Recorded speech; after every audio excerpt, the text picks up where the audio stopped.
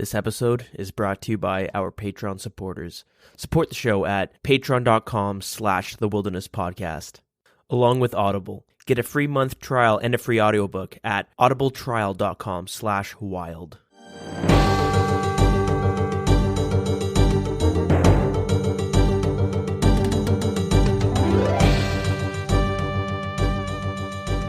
Welcome to episode 100 of the Wilderness Podcast, episode 100, post 99 grinding now. I'm your host Dilz, and with me is Deagin. Hey, how's it going? So this week, what are we going to talk about? Deagin, what are we going to talk about? Nothing happened. Not so much. We have some updates to Stronghold security questions. A little bit of a bug that happened with this week's update. Don't worry, it's not, max cash being dropped and stuff. If only. A little quality of life type thing coming with ghostly robes and a little bit of a talk about the mobile, the iOS closed beta. But not just that. They're having another competition where we get to do the work for Jagex by coming up with a reward for completing 100 master clue scrolls. And with the Stronghold of Security, it looks like Jagex had a little secret competition that I was not totally aware of. It's one of those Twitter and Reddit only competitions where 90% of the player base just is like, oh, I guess that happened. Anyways, community chatter stuff. Again, not a whole lot happened on that side of things, but Jagex did release a poll about discontinued items and whether they have a spot in old school RuneScape. It's a weird one, but before we get into that, Deagin, what'd you do this week? Non-RuneScape related, I got a job at a grocery store, so that's fun. We both did at the same grocery store. Yeah, that was unexpected, I guess, on how that went. Interesting to say the least. Yeah. It was a very unorthodox hiring process. Yeah. So we both went in on Tuesday, handed in our resume and the application, and we get called to the owner of the store's office, and he says, hey, your interview will be on Thursday, 2 days from now, 9 o'clock and 9:30. We're like, okay, cool, not bad. Okay. So we show up Thursday. I go in for 9 o'clock. He tells me to sit there and wait. I show up at, for my 9:30 interview. Yep, and I'm still sitting there waiting, and he calls us both up. And, well, I should say, when I first walked in and I saw him, he was like, hey, I looked at your resume and looked at your application. Tell you right now, you got the job. You'll be in grocery. Don't really have to do an interview. But we will anyways. So right there, I kind of get these red flags. Like, I could be a drug addict. And he's kind of just going, nope, we're good. We could have robbed the store 2 weeks ago, come back, and then just, gotten a job there. Now we're casing the joint. He doesn't give a fuck. It's a little bit of a red flag, so we go in there, and then he basically tells me to go wait outside. Deagin has his interview. Yeah, I interviewed first. Yeah. I pretty much told him, in a more professional sense, but let me paraphrase, I want to be able to show up to work, turn my brain off, and then clock in and out. I don't want to think at all. I just want to be able to autopilot my shit, because I don't really, only going to be working there for, a semester and a bit. Hopefully, let's hope that's the game plan. He was like, yeah, that's a great answer. It's exactly what we wanted to hear, so. We want some robots working in here. Yeah. He's like, RuneScape has a bad botting problem. How can we get that into the grocery store business? Mm-hmm. Well, anyways, I go in afterwards, and it wasn't really even an interview. He just said, hey, guess what? Orientation's in 15 minutes, so go step over there and do some orientation. So we went to orientation, and I was like, this is the perfect time to get some fletching done. Busted up my phone and did some fletching, because we just watched fucking videos for 3 hours. Yeah. While I waited for everyone to filter in, I'm just looking at, they have a floor plan of the whole store. From a preview, just the draft, I don't know, someone drafted up, I guess, and they had it hanging in that room for some reason, which is kind of weird, because, hey, if I was going to case a joint and then rob it and then come back 2 weeks later and then rob it again, it would have been really easy, because there's a floor plan of emergency doors, this is the loading bay, But I was just kind of looking at her. I know where all the doors are, all the fire exits. I know where. They had actual labels saying no security cameras in this area. Yeah. Well, they did actually have where the security cameras were. Yeah. You kind of have to do that when you're like drafting up that stuff. But yeah, and then we did orientation, and like the person that's supposed to be there with us wasn't there. Yeah, so it's like, okay, RuneScape grind time. Yeah. But yeah, that finished, and got a piece of paper, and like, hey, your first shift's tomorrow. Yeah. So the whole problem with that is I went in for an interview to kind of get the feel of it, and next thing you know, I'm working the next day. So I'm getting like, I don't even know if I wanted to work here. Well, I guess, okay, here we go. Mm-hmm. But it's not bad. It's all right. It's pretty standard. It's actually kind of a chill environment. So other than that, I guess I had my first VR experience. I tried VR for the first time. Yeah, I remember I brought up that I was trying to convince you to go to this VR arcade that I had gone to in the past, but never really panned out.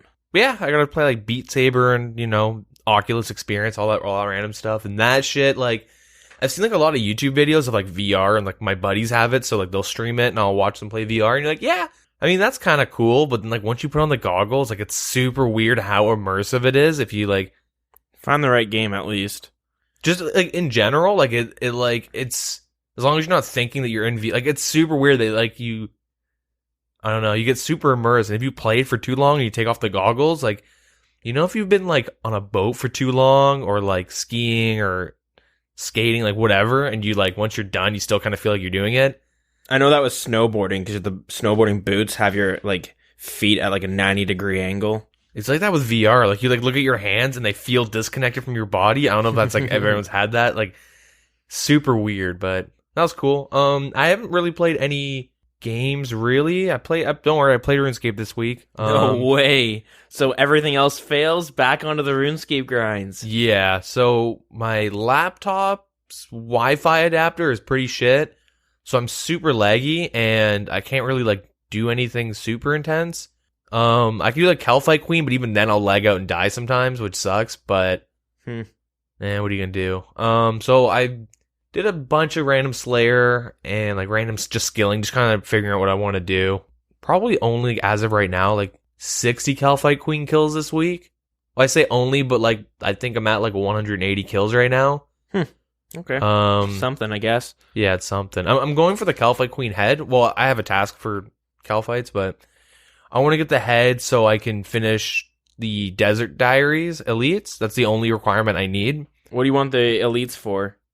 Rune crafting experience. Okay. Well, just to have it done. It's nice that if I ever want to grind Calphite Queen, I now have the shortcut unlocked and the ropes are permanent. Do you have to exchange the Calphite head for anything? Or do you get to keep it? You just have to mount it on your POH, I believe, is what the requirement is. Oh. And that consumes a head. So if you want the Slayer helmet, you have to get 2. It's a pain in the ass. It's a really big pain in the ass, because if like as of right now, if you don't have the elites done, on average when you're running, you have to bring a stamina potion and then bring 2 ropes. And it's nice that if you have the elites done, you don't need either of those. And I don't know, Calphite Queen is kind of... It's not that the boss is hard, is that it's literally the second boss to be released in the game.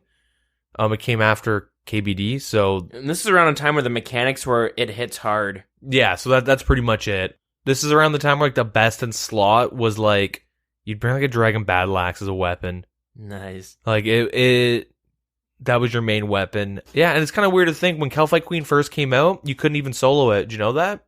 I can see that. It's like next to impossible to solo.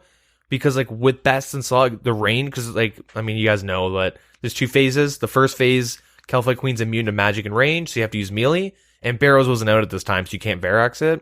And then the second phase, it's immune to melee, so you have to bring, like, a range and melee switch. Where your setup would be, like, Rune Plate Body, legs, Dragon Battle Axe, like, all that. Like, on release, like, the Fremennik quest line wasn't even out. There was no Berserker helmets. There was like none of that stuff. Nice. I guess the Calphite Queen is what would have dropped the Dragon Chain bodies, eh? Yeah. So like, week 1, month 1, you probably wouldn't be killing with that. And you couldn't even solo. You'd need to bring like 2-3 other people to do it, right? And I don't even think on release, Protect from Range was a thing. Protect from Range? I'm pretty sure it was.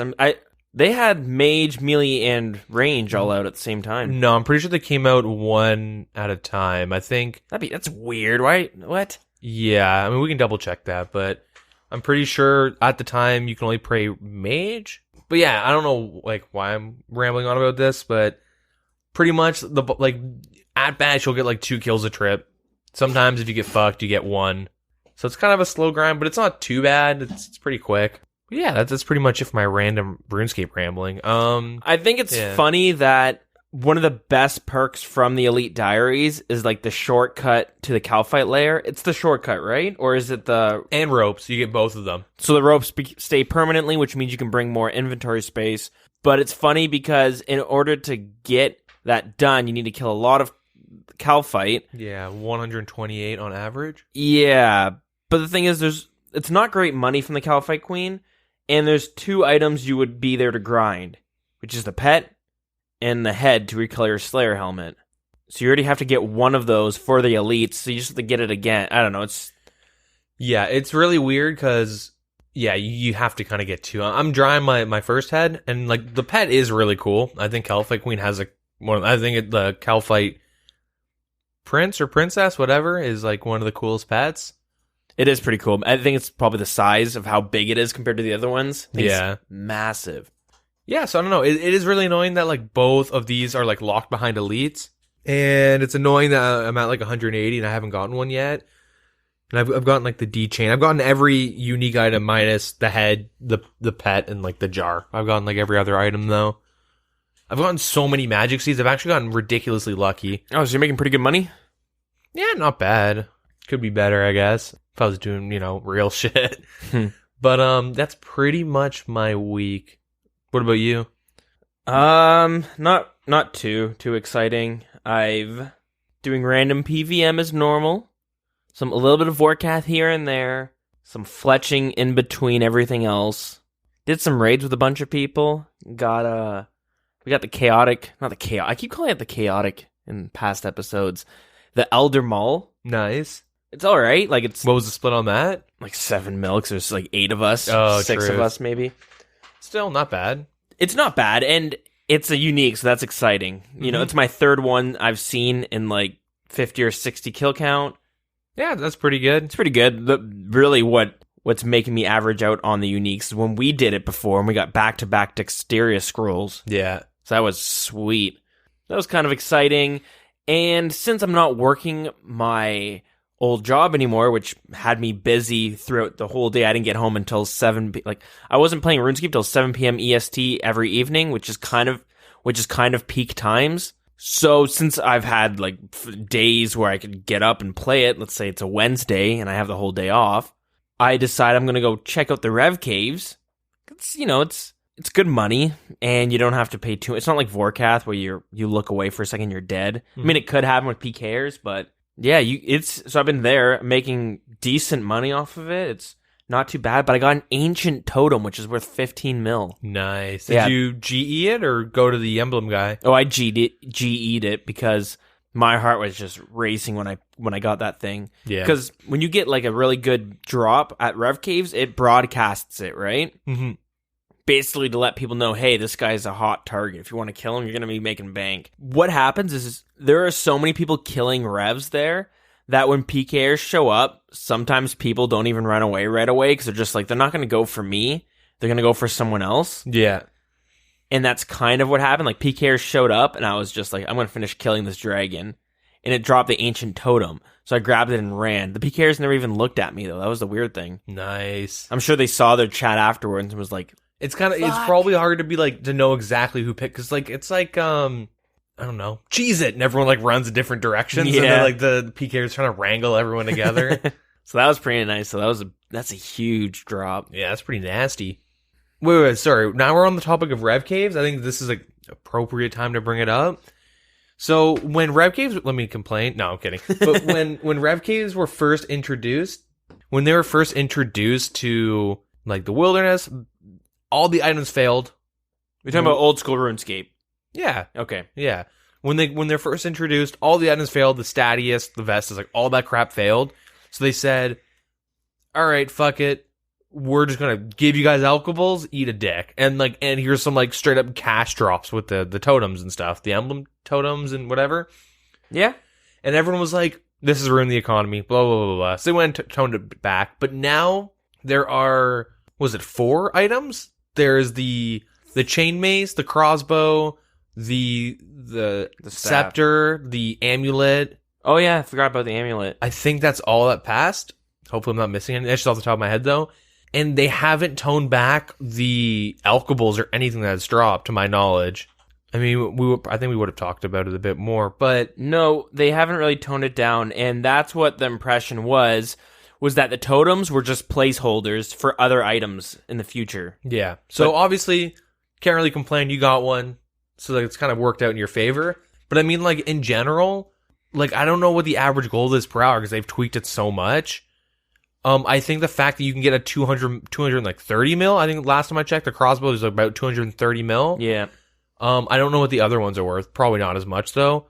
But the fact that you can get those drops, but there's so many like high value drops, and it's pretty accessible. Like from like level 60, like if you have like 75 range and above, you just bring a blowpipe and you're competing for like 200 mil. You basically see 2 groups of PKers. You see max like 120s that come to kill almost all the high levels.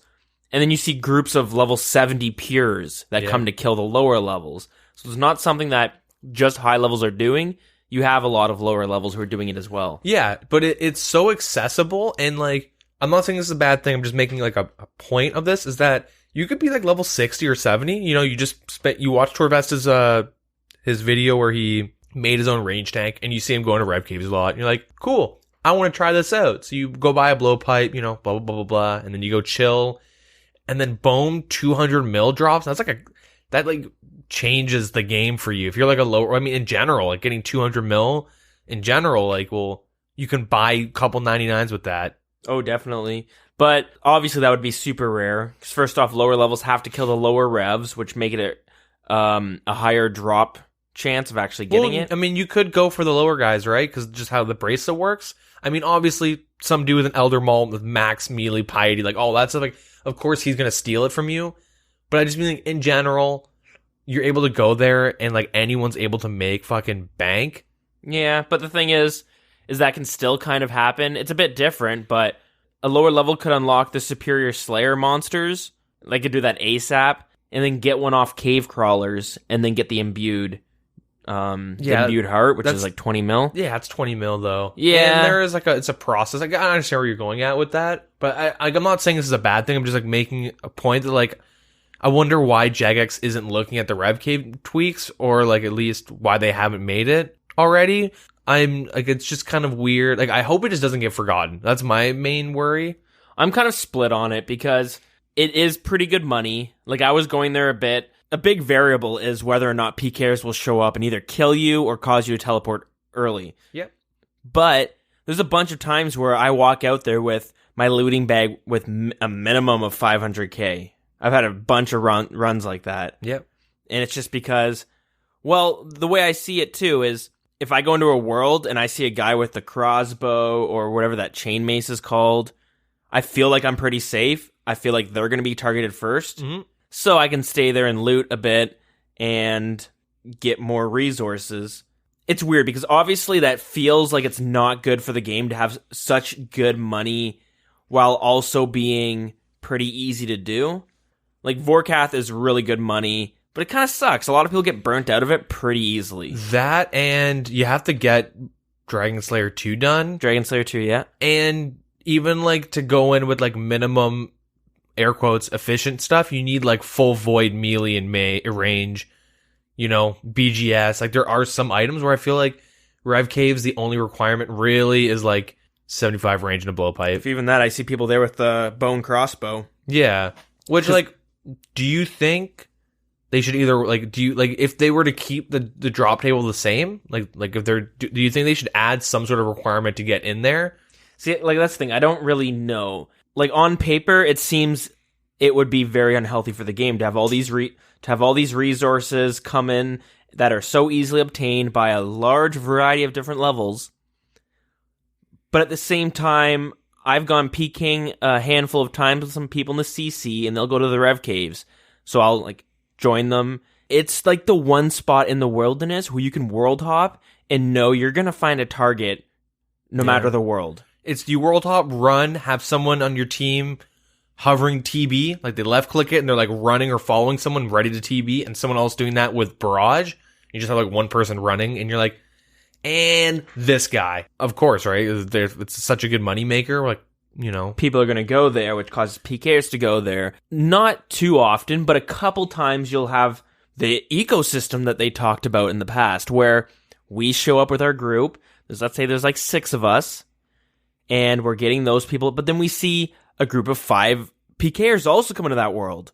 And it's not, you don't look at each other and go, guys, we're both here for the PVMers, let's not fight each other. Every single time that would happen, everyone dropped everything they're doing, and they're just like, focus that guy, focus that PKer, focus that. Yeah. You pick the one target on the other team, and you try to beat their team out. Yep. Those times are a lot of fun. Like, it's exciting, because if you can win, you feel...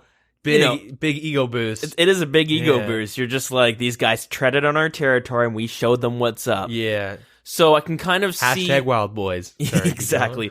So I kind of see why Jagex wants the Revenant Caves to be the way it is now. You know, it's almost like a double-edged sword, you know what I mean? You have all these resources coming into the game, but for PKers, it is a pretty fun environment. You're not going to lava dragons and hopping worlds 20 times hoping to find someone. Mm-hmm. I've gone to lava dragons a few times with a team and by myself, and I'm hopping through a ton of worlds and can't find anybody. Yeah, I know. I've had the exact same thing where I go PKing, world hop, I'm hop locked.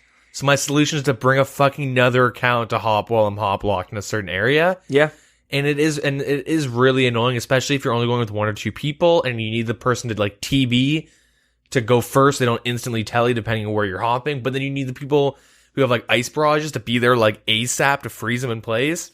Yeah, exactly. But now to counter the Revenant Caves PKing experience, having it there also pulls PVMers who are normally in the wilderness away from other spots to the Revenant Caves. Maybe Lava Dragons is a lot more dead nowadays because people are like, well, I can go to Lava Dragons or I can go to Revenant Caves. Yeah. Which one should I do? It's a really complicated question, because once more PKers go to the Revenant Caves, suddenly the Lava Dragons are more safe. So then you're like, well, I can go to the Revenant Caves and probably get PK'd, or I can be more safe at Lava Dragons. The one thing I've noticed, sorry to cut you off, the one thing I've noticed, like, Lava Dragons is a really good example for, is that there's, like, 2 people, well, I guess 3 if you include PKers, but there's 2, like, people that you find, well, one type of person and then a bot that you'll find at Lava Dragons. Like, one you'll find, like, the bot farms, and they're just fire striking a corner in the same 2 spots, and you're like, okay, kill them, whatever. Or you find people doing Slayer tasks, and they're killing that. You don't really find, like, at least, I mean, it's not like I go there every day, and I'm like, hello, Rune own 4-4, what are you here for? But, like, you kind of know that, like, okay, this guy's here for Slayer, and this guy here's a bot. You don't really find, like, an average person there to make money. Maybe it is, like, but, like, yeah, I feel like everyone who's in the wilderness to make money kind of goes to Rev Caves, and then you find people that are bored and that want a boss will just go like Callisto Venenatis or something, right? There is one time that I haven't done it recently, but when I was doing that master clue grind to get money to do construction, oh yeah, I found myself going to Lava Dragons a lot to get the elite clue scroll so I could make master clues, because it has the best rates for getting a clue scroll drop, elite clue scroll drop. I know Chambers of Xeric is a really good way too. I know people will do that as well. It's like not so bad, but Lava Dragons, it's just time efficient. Time efficient, exactly. And normally it is 1 out of 250 to get a clue scroll. But if you bring a Ring of Wealth imbued, that halves the chance. Halves or doubles. I always mix it up the way I'm talking about drop chances. And doubles your chances of getting one. It doubles your chances of getting one. So instead of 250, you have 1 out of 125. So that's why I found myself... Now I don't grind out elite clue scrolls that often anymore. I get it through other means, and then I decide, okay, let's go do a master clue, and I go get the other ones. But maybe if somebody really wants to get the Bloodhound pet, they're probably going to be popping over here to get... But how many people are doing that? Not many. But it's the one reason why someone's going to go to Lava Dragons versus something else. Yeah, so, like, I don't know. I do think, like, I kind of want to make a side note for the whole, like, ecosystem in Rev Caves. I once went there with 2 or 3 of my buddies. We were just, like, dicking around PKing. And so we're, like, going around killing people, and, like, maybe 4 or 5 people logged on. And I was like, oh, fuck, let's go. I'm like, no, we're going to fuck them up. And the two people I went with, like, they have, like, D-claws and shit. And I'm like, dude, one of these guys are going to get smited out. And I was really worried.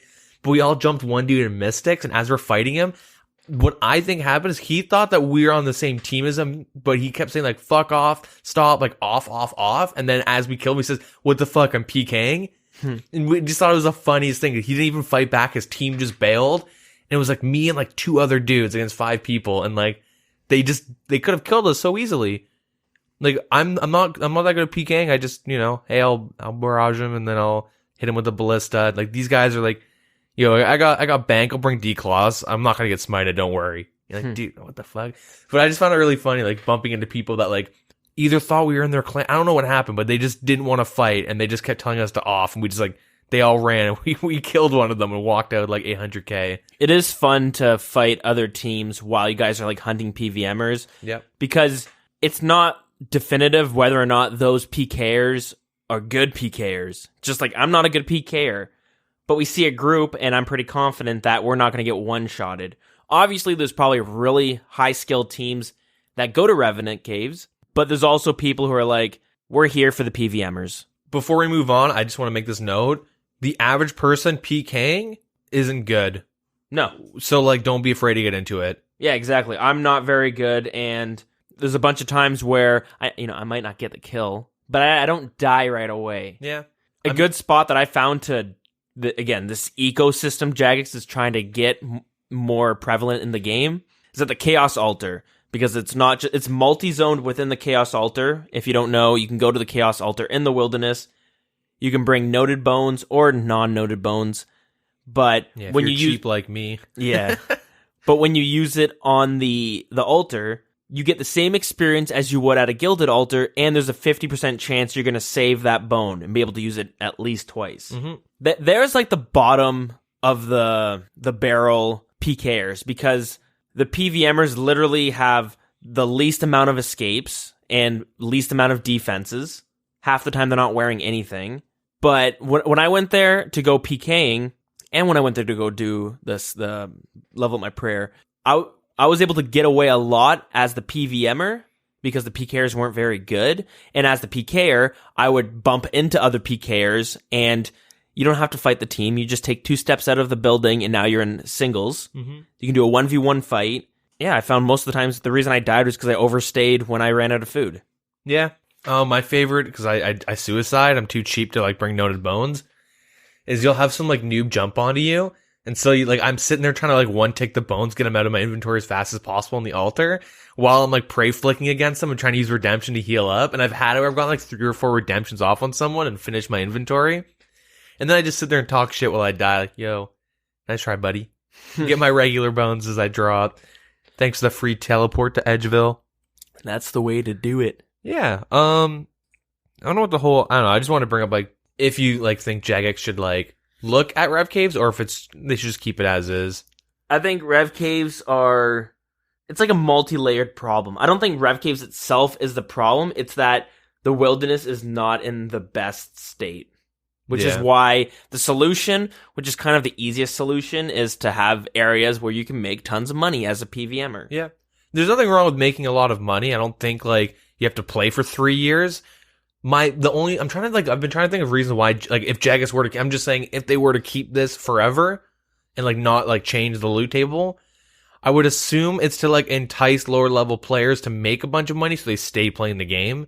Yeah. Because, like, when this game first, like, when Old School was first released, I mean, you could make money doing really weird shit. Like, I made most of my money, like month or first or second month by killing minotaurs and selling bronze spears to people leveling up farming or needing to make scarecrows. Okay. And you could sell them for like 10k each. And, I'm a low level. I need to train, right? So I would train off the minotaurs, get like 10 or 20 of them. And I would just like go on Zybez, rest in peace. But Zybez, go to like the selling and buying and just put up like a listing there. But typically you kind of like, when the game first came out, everyone was like rushing like herb lore to like kind of like Dead Man mode, right? You see people rushing crafting to make gear, rushing to do herb lore. A lot of bots doing flax and stuff like that, which is why, like, flax is like 1 GP because Zara drops 1,000 to combat all that stuff. Yep. it was like really hard to like make good money until you put in like 1,000 hours, or like you like efficiently got your way to Abbey Demons, and now you sit there and camp for whips for weeks on end, Yeah. and you just sell them for like bank. So like I do think like it's kind of nice that like a lower level has a chance to like, oh my god, I don't have to sit at 33 or 32 construction forever. You know what I mean? Like I can actually get it up to like 83 plus, or I can buy Chinchompas, then disconnect and lose them all, which I know that's happened to a lot of people. Yeah, I don't know. I want to know like Jagex's thought process, or if they're ever going to tweak it. I guess they can't really say anything without destroying the economy because people panic, buy and sell. Yeah, it's hard to say, and I'm sure they have the data. They're keeping an eye on it, and if they see too much money coming into the game, we can only assume that they're going to end up nerfing it. But then you look at things like Zulrah. Yeah, I think the GE tax, like, I really want to know. Like, I think it's going to be disgusting how much, not the GE tax, or the dual arena tax. Yep. It's going to probably take out a disgusting amount of gold. Like, oh, yeah. Well, we saw within, like, not even a 1 week period, 127 billion. No, is it? Yeah, it was 127 billion had left. And that was over the course of 4 days. Yeah. Anyways, I didn't mean to, like, ramble on or drag out like the Rev Cave stuff. I just thought it'd be interesting to. Yeah, it's a weird one, but I'm not saying it's a bad thing, but yeah. Anyways, it feels right, but on paper it seems like a problem. So it is odd. Yeah. But anyways, before we move on to the good old news, there's actually two things that we could talk about since it's been kind of a slow week. But anyways, I mentioned in the past that my original account that I had played, that I gave it away in 2007 after the Wilderness was taken out from the game. I wanted to make my main account into a nasty PKer, so we had 70 defense, 90 attack, and then 98 strength. I could never get to 99 strength because, well, yeah, the Wilderness got taken out and I was completely demotivated. Yep. And during those days, I don't know if it was the best experience, but what a lot of people did was they did pest control to get strength, attack, defense, range, magic experience, because you can exchange it. So there was tons of clans that helped you get your points faster. Okay, sorry to interrupt, but what was the clan that always held redemption up? Or retribution? Frozen? There was one clan, and I remember you telling me, yo, there's a guy that keeps his private on and he's in the clan, so go pest control, add him, and just hop his world. Because back then there was Swift Kit, that's what you would use. Yep. And there was like a clan that was like known for being really good at pest control. You'd always win with them. It was really fast, so what they would do is they would find a world that was basically empty, use that world, all the people would go in there. I was in the clan with a buddy, so we would hop to the world and do pest control, but then after a while, too many people would find out that, hey, this is the world this clan is using, let's all go to that world, so they'd have to hop like every half an hour. I'd be one of those guys. Yeah. For some reason, I feel like the name was Frozen, but I can't remember exactly. Mm-hmm. But anyways, so I gave away my account to a friend of mine that I knew in-game. We were pretty good friends, but we have kept in touch over the years. I decided to send him a message and ask him, when was the first time my account logged in? Because I was kind of curious. I always had it in my head that, I started playing like the 2004 era. I was just curious, when was the exact date? Maybe I can remember in my head why I would have played it during then. Anyway, so he did get back to me and he told me the exact day that I had logged in. I won't give the exact date, but I'll ballpark it. Yeah. It was account security. You don't want to. Yeah, true. Stronghold security week, isn't it? Yeah. Anyways, it was mid-July in 2004. Nice. So I went back and I wanted to see what came out during that month. What was I around? Like, obviously I wasn't paying attention, but what was I around for? Because I do remember that I remember Slayer coming out, in the sense that I logged in one day and saw this new skill that had like a skull with a sword into it, and I was like, whoa, that's freaking sweet. So during that month that I had started playing is when the quest Nature Spirit first came out. I'm not sure how it was before, but they did a whole rework to the quest journal tab, and it says here you're able to actually see your progress throughout the quest, as well as past quests that you've completed. So I guess they just disappeared once you completed the quest. But Chompy Bird Hats were also released. They made an interesting little post about bug abusers. And it says, we've unfortunately just had to permanently ban 80 players for bug abuse. In this case, for taking advantage of a bug which made it possible to get a certain quest reward repeatedly rather than just once. I would love to know what quest that was. Yeah. But it's just funny that they made the announcements. We had to ban a total of 80 players. Like, it's like a huge dent in their player base. Anyways, they also released the Brimhaven Agility Arena and Super Restore and Agility Potions. But it's kind of cool to take a look back to see what was going on during that time. Anyways, that was just kind of a little fun note that I got this week. My first game was probably around the same time then. You were playing Must it. have been, yeah. Had to have been, yeah. Yeah, it's kind of cool. I really wish I could get that account back. But, back in the day, at least, if you change your password too much, your account got locked. And I'd have a recovery email for it, and I lost it. And that happened to my friend. It's like the friend I bonded with at the new school I went to, because we were both, RuneScape nerds. RuneScape buddies for life. Yeah, same thing happened to him. Pretty interesting. So, yeah, I always assumed it was around 2004-ish or something like that when we started playing. Anyways. I was just curious because I know I've been saying 2004 is when I started playing. But I didn't know for sure the exact date. I was like, did I play in 2003 maybe? But no, I played right when RuneScape 2 basically became a thing, when it went out of beta from RuneScape Classic. Yeah. Anyways, enough of that. Let's get into the news. All right, yeah. So this week we're pretty light on the news, but we still got some stuff I guess we can go over. So they made some, I want to say changes. It's more of like an update to the Stronghold security. So as a part of Account Security Week, they held a competition asking players to just write updated questions for Stronghold security, because we know it's kind of like a meme of how irrelevant some of them are. So many of the questions aren't even true. Yeah, like never use third-party clients and stuff like that, or it's like now like only. They obviously don't say only use it, but Jagex uses OS Buddy, like the employees and stuff. Like some do. Although there was that one mod, was it Mod Rock, who never did? Yeah, but even when it comes to like Deadman mode, they have like OS Buddy like cahoots. We memed about. Anyways, there isn't like a list of questions. But they gave two examples. So the first one, it says, to pass, you must answer this. A player starts asking you very specific details linked to your account, such as when you created your account, birth date, internet provider, etc. And then how should you react or whatever? What should you do? And they don't really give you what the right answer is, but that's a question. And then the other one is, you must answer this. How do I remove a hijacker from my account? How contact them on Twitter? Yeah, exactly, right? So here's the issue with the second question specifically is that sometimes, I hate to say this, depending on what the situation is, if your account gets hijacked once, sometimes you want to keep playing and not keep getting hacked, you have to make a whole new account. So what can happen, and what's happened to big PVMers, is that someone they knew personally from a long time ago, or just someone finds out crucial details of their account. So day one stuff, like when the account was created, birthdays, all the really important stuff that you kind of use to be I am definitely the owner. And plus, with VPNs, you can mask to have the same general IP and same ISP. You can do stuff to Jagex is this is the account owner. And if they're able to do that once, if they have the most crucial information, what they do is they hijack you, they wipe you, and then they wait a year. And this happened to, what's his name?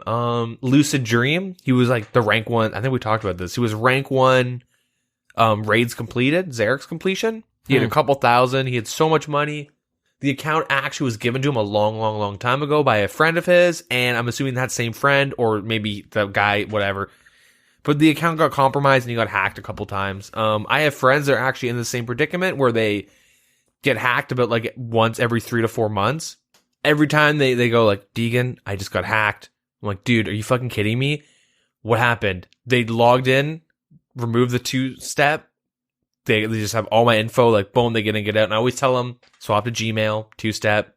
Somehow the people keep hacking them every 3 or 4 months, and then they'll sit down and grind hard for a month or two, make a couple $100 mil, do some YOLO stakes, you know what I mean? And it just keeps happening over. And I'm like, dude, you might just have to make a whole new account where you have completely different info that's not even you, you know what I mean? You make up a name, make up a birthday, you kind of, sometimes you're forced to do this.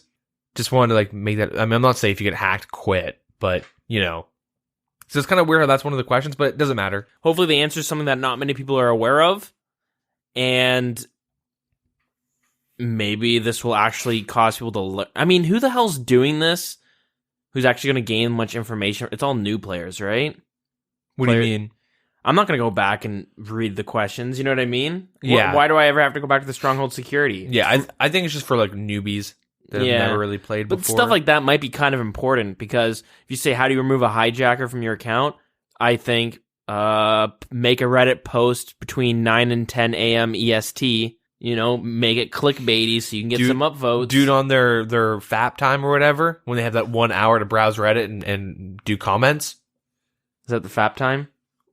I don't know. Or, you know, they get the free hour? Yeah, tap time. Yeah, it was a full day. Anyways, so they gave a little thank you to the people that, like, I guess won this competition, that gave them the best questions. And so they got a plaque with their names on it on the final level near the Cradle of Life. And it says, thanks to the following who made an offering. And it's 222, Oblong Noodle, Big Sage, A Classy Boy, Trick Deck, Superfire 444, Rainwaker, Demigoo, Yak and a Hat, No One PK, and Sauron. It's kind of, I like the last name. Cool. Lord of the Rings shit. Pretty dope. But yeah, it's kind of cool. You should have got your account that's named Wild Wilderness Podcast. If I honestly knew that this was a thing, I would have just like thrown a million fucking tweets at them like, yo, Wild Podcast. That'd be dope. The best advertising. I didn't even know this competition was going on. Maybe we talked about it and like my mind just like instantly took a dump afterwards and just like I forgot about it. That's what I think, because it kind of surprised me too. And I'm assuming we had to have talked about it. But at the same time, I wouldn't be surprised if this is something that they did on Twitch, like some like a Q&A, being like, should we go you hell, Mike? Should we, you know, do this? Let's have this competition right now, because they do that sometimes in the Q&As. Mm-hmm. Or Twitter is another one where they might have a competition, and if you're not following their Twitter or active on Twitter, you might miss it. Yeah. Although I just went and browsed their past Twitter for the past 2 weeks. Although maybe I needed more time I need to go back more. Yeah. Couldn't find it. Maybe it was something they talked about like a month and a half ago or something during like quality of life, whatever. All right. Anyways, moving on. So we have a little, I guess, quality of life to the ghostly robes.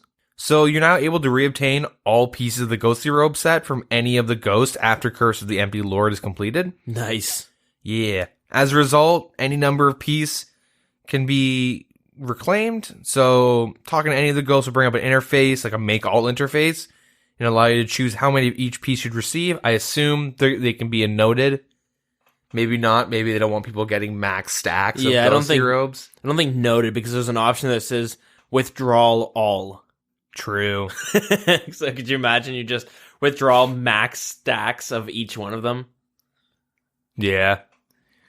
That's a game crasher. Yeah. That's pretty nice. Those PKers will love it. Anyway, so moving on to OSRS mobile stuff. The iOS closed beta. So the closed beta test has gone live.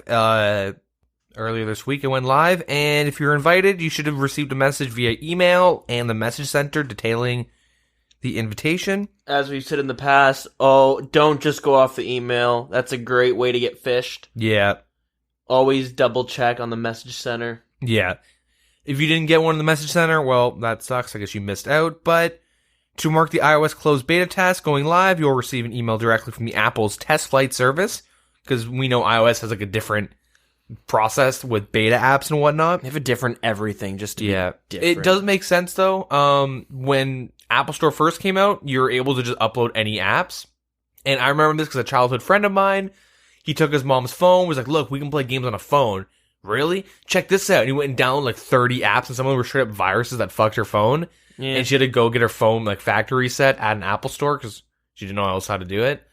This might prevent viruses, but there are still so many sketchy apps on the Apple Store. I saw a video on Reddit this week. It's not RuneScape related, but this guy was playing... No, he wasn't playing a game. It was like an Ancestry app.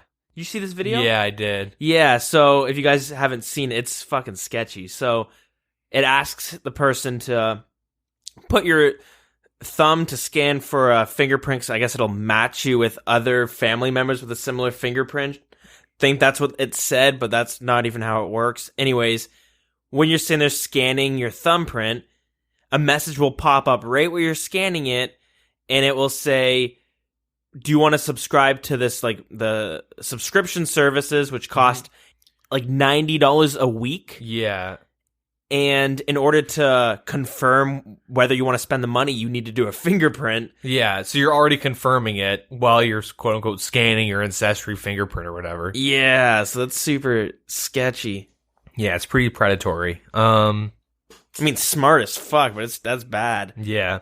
But yeah, so they have like a different process when it comes to closed betas and stuff, so yeah, if you got in, you'll get like a message from Jagex, and then also email from Apple's test flight services, and this will be sent to the same email you provided when signing up to the beta. And there's no planned end date for the iOS beta, so yeah. Play to your heart's content. Yep. Until they tell you no more. They made an optimization change to mobile, and it was just to increase the side stones slightly, just to match the size of the interface and improve accessibility. Makes it look cleaner, makes it look a bit better. There was some wasted space, so they kind of fixed that. And the chat options have been optimized to be more of a similar size. Overall, this has increased the size for most options. Cool. Weirdly enough, actually this week I was playing a new account, doing Tutorial Island on my phone. I was going through like dialogue options during the beta, or not during the beta, during the tutorial, and my fucking like chat interface, like my typing interface came up on my phone and it wouldn't go away. I'd hit back and everything. And then that caused all the text to shift in the middle of the screen. Like it was super, I literally had to reload the app to fix it. I put in a bug report, but hopefully that doesn't happen to like new players getting into mobile. Anyway, so that's irrelevant. And that's pretty much it for mobile news. We have a Master Clue Scroll competition.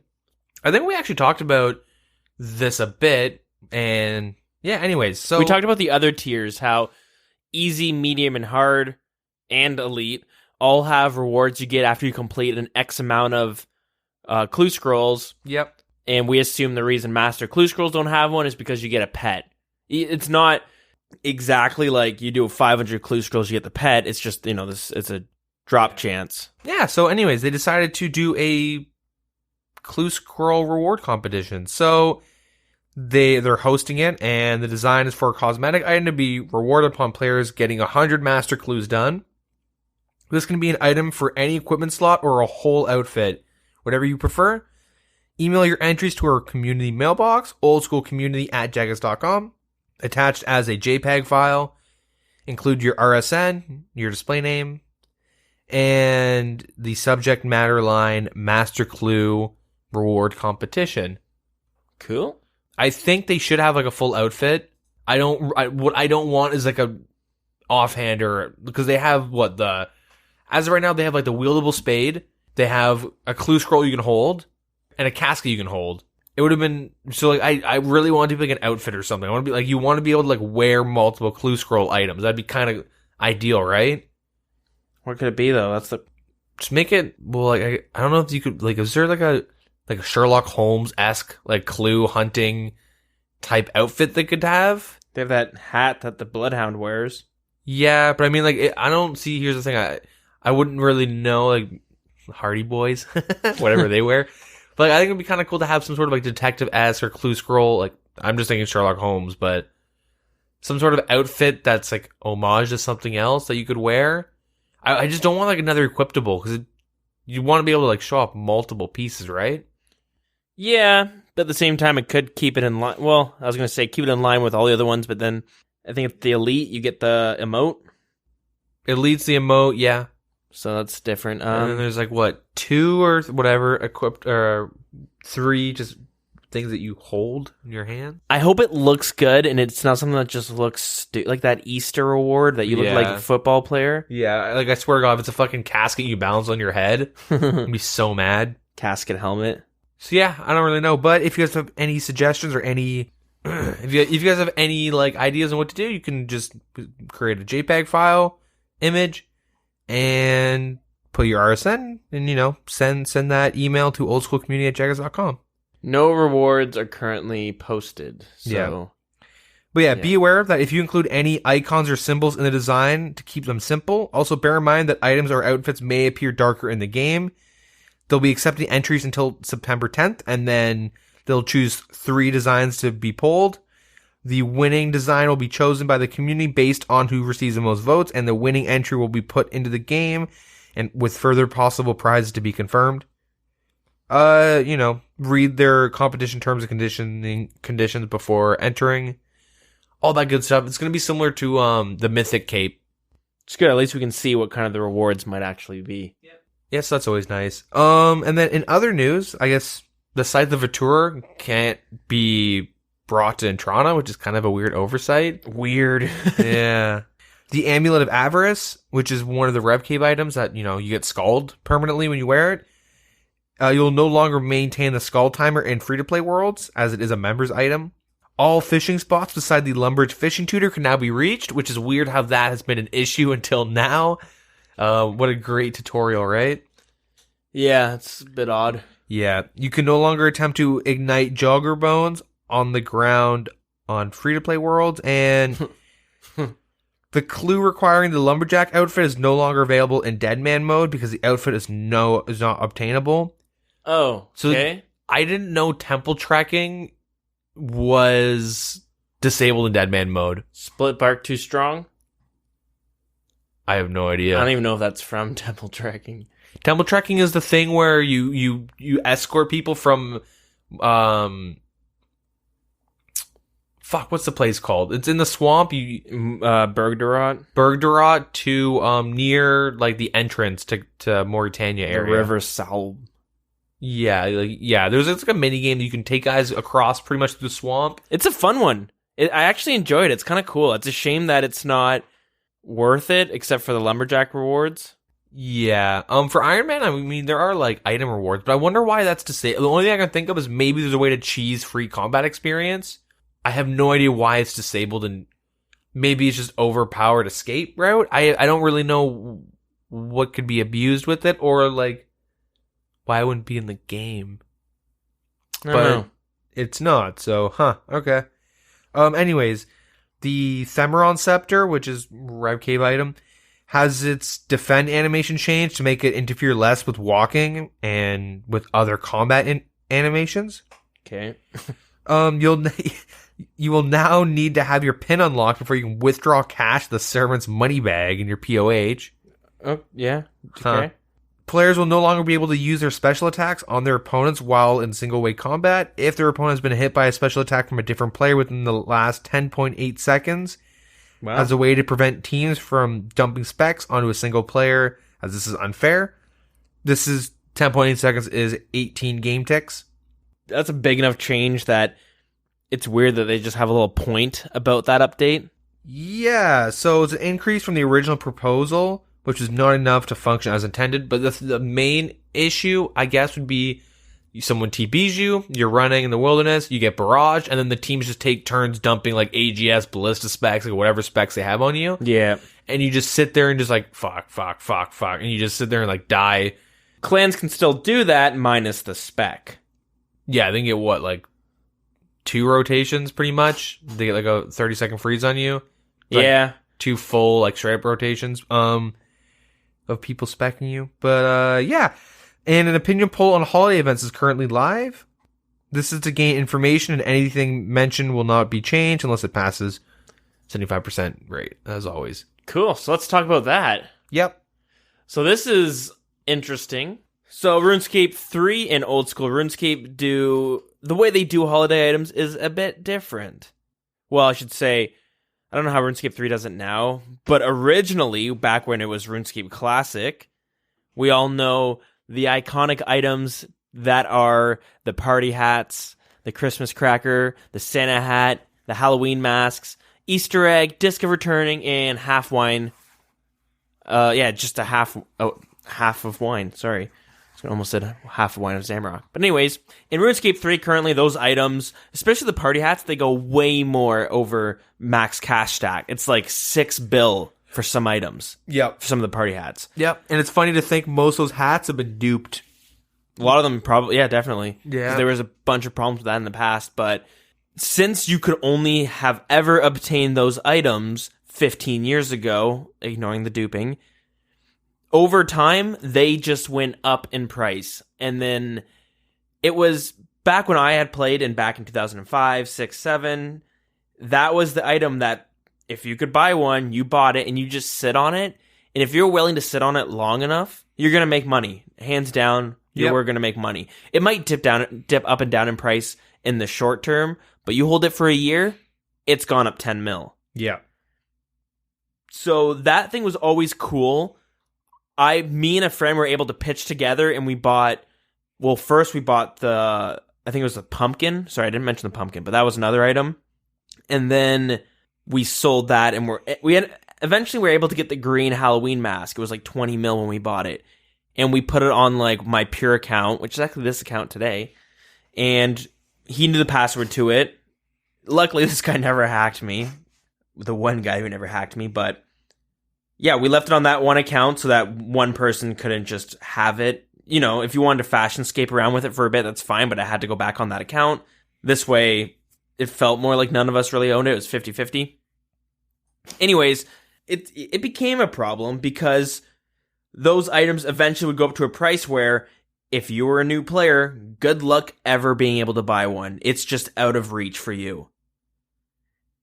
Party hats, I remember a time going to 200 mil, and that's where you start looking at it going, I probably will never be able to get that item, because back in these days, it was very hard to make money. Look at RuneScape 3 now, everything is at such a crazy price that the people who have it, they're the ones who have it. You're not going to be able to play RuneScape 3 and eventually I want to get that item. Yeah, no way. You're going to spend years grinding for it. So that's why it became a problem. Like, it was really cool to have those items. It became kind of shitty knowing that you're going to play this game and there's nothing you can do to really ever obtain that item. That's a kind of a shitty situation to be in. So when old school RuneScape came around, they didn't want that to be a problem. They didn't want anyone to be, hey, I played the first year, I get this party hat, I'm going to hold it for a while and be rich. So now every Halloween and Christmas and just randomly throughout the year, JMods will spawn hundreds and hundreds of these discontinued items. That's why they're only worth like 10k each, something like that. But yeah, they kind of made the stance that they don't want anyone to feel that, hey, I never played year one, so I don't get the scythe. I don't get the bunny ears. Those were two items that were the first discontinued items, like the first holiday items that were untradeable. So if you weren't able to get the scythe, and the scythe looked pretty freaking cool, you were never going to get one. Old school RuneScape, if you do the Christmas event, you get every single reward that ever came with a Christmas event. So you don't just miss out on it.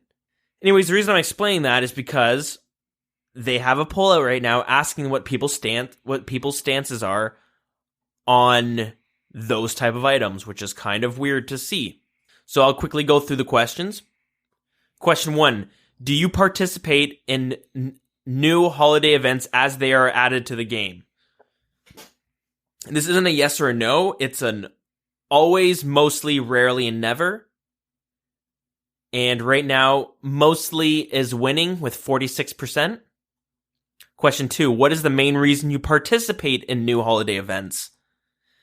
These answers are for fun, to unlock new rewards, to experience new content, to unlock previous content, and I don't participate in new holiday events. So right now, the winning answer is to unlock new rewards, sitting at 47%. Question 3, the Christmas 2017 holiday event took around 4 weeks of time from the development, art, and QA teams, alongside additional resources for playtesting and communicating the event to release. With this information in mind, would you rather we, and then these answers are, continue with new holiday events, spend less time on holiday events, and more time on the other projects, reuse old holiday events and use all of the time saved on other projects, And last, don't do holiday events at all.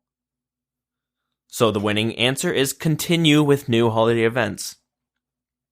Question 4.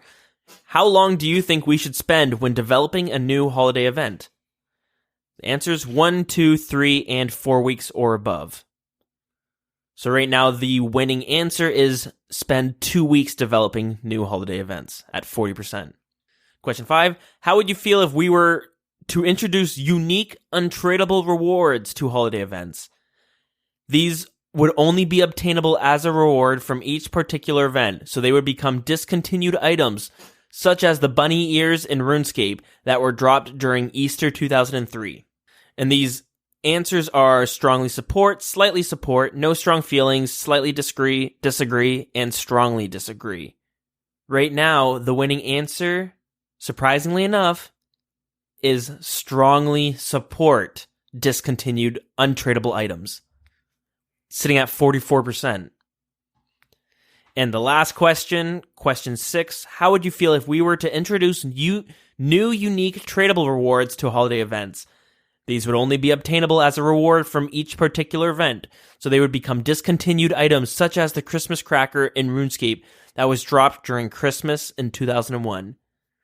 These would be offered in additional to the untradeable rewards. And same as the above, it's strongly, slightly support, no strong feelings, slightly and strongly disagree. But similar to question 5, the winning answer is strongly support at 50%. So what do you think about that? I should ask you, how do you feel about discontinued items? Starting with untradable, let's just say. So, like, untradables as in, like, bunny ears and stuff? Bunny ears, the scythe. Cosmetic items that you can't trade, but you can only obtain it if you play it that year. It's kind of, it's kind of hard because, well, one, I pretty much have all the untradables just from, I didn't do the first year of Christmas, but I can do this one and get them all. So it's kind of nice for me because, I guess I'm a little bit biased because I have pretty much all of them. It's kind of like a double-edged sword, as in, if you just start playing at a bad time, and there's a really cool item like the scythe, like I always wanted the scythe, but I was never able to get it, so you're kind of like, well, that sucks. I can never get the scythe. And then also, it's kind of like a shitty, but I don't know. Everyone probably had this moment where they stop playing RuneScape for a bit, and then it's like Christmas time, and then something flicks in your head or like goes off in your head, being like, I should log on to RuneScape again just to get the Christmas event, get this one done. Yeah, because when most people quit the game, you might think at the time, I'm never going to come back to this, but you never really know if you're going to come back. And it's a really shitty feeling to know that one day when you do come back, you just missed out on the Christmas yo-yo. Yeah. So, like, that idea, like, I remember being a kid, being like, oh, it's Halloween, I should just go on and get the event done. And I would, like, log on, do the event, cool. And I would just, like, do that just, like, through at school and stuff, right? And then sometimes it would actually get me to get back into the game and keep playing it, which is, I think, what Jagex realized, is that you would, like, jump on for, like, I remember jumping on and doing some Easter event, and then, like, oh, that's cool. And then I decided to, like, just stick around and play, and then it got me back into the game. Is that the Easter ring? Yeah, I think so. Yeah, see, I never got that because I wasn't playing at the time. Yeah. And I was kicking myself later for not getting it because it's a cool one. So the thing is that you want to say, like, it's nice because you're going to, like, you assume that you're going to have it. Nice to have something that a player doesn't have, but then if something comes up and you just can't get on and, like, well, there's an item I can never get again. This sucks. You know what I mean? Yeah. And there's kind of always that, like, shitty taste in your mouth that you'll get thinking about, like on RS3, I have, like, the full Grim Reaper setup, but no scythe. And I always wanted that when I was a little kid, being like, that'd be dope. Like, I have the hood, rock of robes, like shade robes, or I don't even know if there's Grim Reaper robes, but at the time, I remember being like, shade robes is dope. I want to get a Grim Reaper hood, and I want to get a scythe. And then, like, but I can't ever get a scythe. And the hood actually came out at some point, and I remember getting it. Like, so it's kind of like, a shitty feeling. So I don't know. I'm really torn because as of right now, I do like having, like, a Halloween event and be like, man, I have never done a Halloween event. It's okay. I'm going to do this one, though. Get all the previous rewards, and I'm back on top, and now I can just get everything done. So like I'm kind of torn. How do you feel about tradable items? Tradable discontinued, like the Santa hat, the party hats, the Halloween masks. Not the way they are in old school RuneScape, but how they are in RuneScape 3. The thing is, I can only compare it with Santa hats and party hats, and like, it does feel really private servery going PKing and fighting people wearing fucking red Halloween masks, and you kill them, and then you're like some pure, and you get like 10, and they're worth like 10k, and you're like you feel like you're actually just like PKing on like private server PKscape. And oh yeah, definitely. Because that's what you did. Most people probably have dabbled into a private server at some point, the good old Moperscape days. Yeah. And one cool thing about that was, hey, you go to this shop and he has every single party hat and all that good stuff that you can take for free. Yeah. So I think I'm kind of more for it because that's kind of what I'm thinking is, hey, it's still obtainable. If you're a completionist, you can still get it. It's kind of cool seeing like, oh my god, that guy's got that item, right? Right now it's like, look at that guy wearing a T-bow. Yeah. That's kind of like what the new party hat is, but, or I guess Scythe now would be more similar to that. Third Age. Yeah, third age pieces. The main thing is, with the whole duel arena changes, you know, I remember back in the day watching YouTube videos of like guys doing party hat stakes. Be like, whoa, that's crazy. You know what I mean? Mm-hmm. So I don't know, like, let's just say they decide to, like, never add any more party hats to the game. I don't know how much they'll actually, like, I don't think they'll inflate as much as RS3. I don't think it'll be the items we have now. It won't be party hats and stuff. It'll be new items. Yeah. I'll just give my opinions on it, because I'm just like you, I'm torn. I love items that you can obtain to be like, I was here during this time, and you weren't. Yeah. I love having items to show off where people are like, wow, where do you get that item? Oh, sucks to be you because you can't get it anymore. It makes you feel, I don't know what the word is. It's like an ego thing, I think, right? Mm-hmm. I'm a veteran player. Of course I have this item. But it is a little bit different than the tradable items. But the problem, obviously, is, so the reason I'm like, I love those items and I want to vote yes on it, because they're really cool to have. I have the white skin on old school RuneScape from the Halloween event, mm-hmm. and I have tons of people ask me, oh, where did you get that skin? Oh, it's from the Halloween event. But it's a completely selfish reason, because I want to be, only I can get this, you can't get that anymore. It's like a prestige thing. Yeah, it's a prestige. That's the word I was looking for earlier. And yeah, that stuff's kind of neat, but on the other hand, it really fucking sucks to be on the other hand if you can't get that item and there's nothing you can do about it. Yep. Especially if you're a huge collector, which many people are in old school RuneScape, because that's just the way of the game, right? Yep. You want everything. You want maybe all the cosmetic items. Maybe you want to get maxed out 99s. You want all the best gear. People just want everything. Like, they want to collect the shit. It's kind of unhealthy not unhealthy, because there are just cosmetics. But it really sucks to know that you started the game a year late, or you quit at a really bad time. Yeah. And now, guess what? You can't get it. Or what if you're playing on your account? Now you have to go do it on every one of your accounts, because what if I get bored of my main, I start an Iron Man account? Well, may as well jump on my level 3 Iron Man and grab those items so that when I do start playing it, I'll have them. And your pures. Your skillers. So, like, it's nice to, like, have added value to an account that's not just, like, a number sign or, like, a dollar sign / levels. So, like, let's say they give you an emote that you can't ever get again. You're probably not going to want to bot on that account and risk getting perma'd.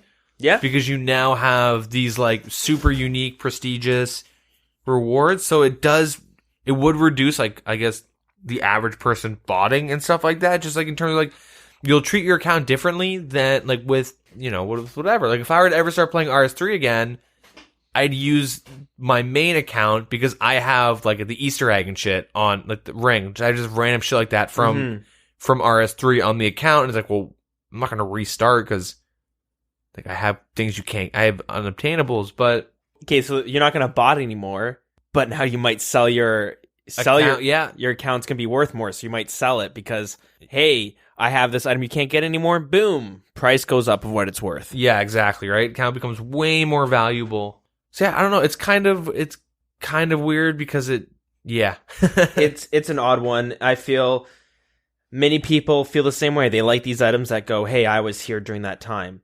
But the reason we're all saying we like these items because we're assuming that, hey, we already play the game, we're going to get them. Yep. On the other side of things, if you're not going to get them, you're going to be like, no, that's shit. That's not really completely fair. Mm-hmm. Now, for the tradable items, it's a weird one because I've been kind of going back and forth in my head because I thought it was really fucking cool to have these items that were worth 20 mil, that were worth like 30, 50 mil back in 2007 days. And they were just cosmetics, and they weren't even the coolest cosmetics.